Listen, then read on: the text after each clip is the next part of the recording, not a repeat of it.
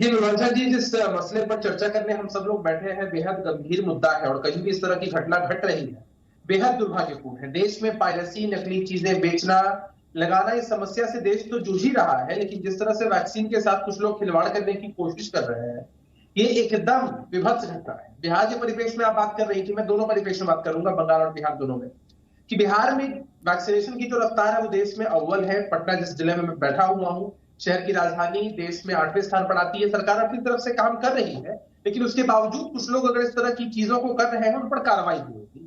बंगाल के मामले पर जरा सोचने की चीज है कि वहां मुख्य विपक्षी दल भाजपा है।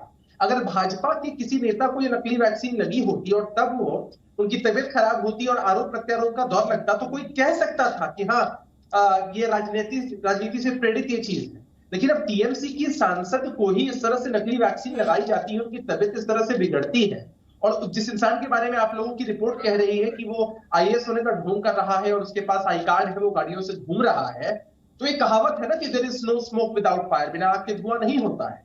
तो निश्चित रूप से कहीं ना कहीं संरक्षण उसको मिल रहा होगा, तब जाकर किसी की हिम्मत इतनी बढ़ती है कि वो खुलेआम ऐसी चीजों को अंजाम देते हैं, और ये लोगों की जिंदगी के साथ खिलवाड़ है।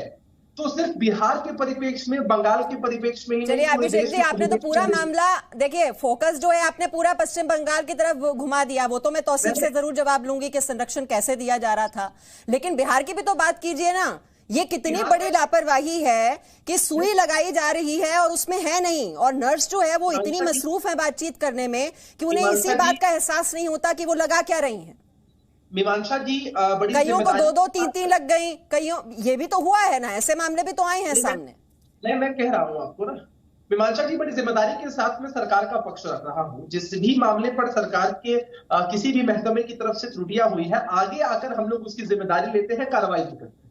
लेकिन उसके साथ साथ अभिषेक जी, वही मेरा सवाल है कि आगे का प्लान ऑफ एक्शन क्या है। देखिए, राजनीतिक आरोप प्रत्यारोप करना ये इस चर्चा का मकसद नहीं है। यहाँ लोगों की जिंदगी का सवाल है।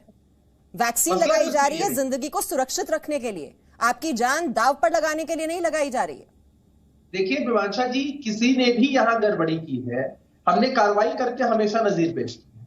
लेकिन उसके साथ साथ में बिहार की बेहतर जो तस्वीर है, जिसको आप लोग दिखाते भी हैं, उसको भी पेश कर रहा हूं कि किस तरह से वैक्सीनेशन की रफ्तार बिहार में इतनी ज्यादा है। 18 से 44 वर्ष की उम्र के लोगों में बिहार एकदम अव्वल है।